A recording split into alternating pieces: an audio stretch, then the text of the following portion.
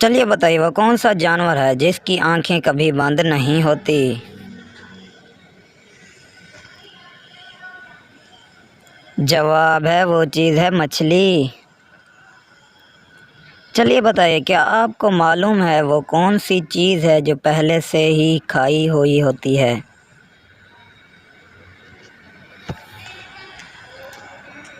जवाब है वो चीज़ है शाहिद। चलिए बताइए दुनिया का सबसे छोटा परिंदा कौन सा है।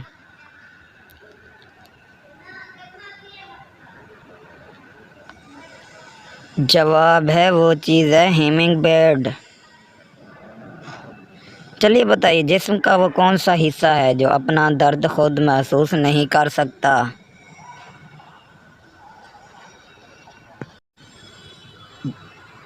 जवाब है वो चीज़ है दिमाग। चलिए बताइए वह कौन सी नमाज है जिसको वक्त पर पढ़ने से गुनाह मिलता है।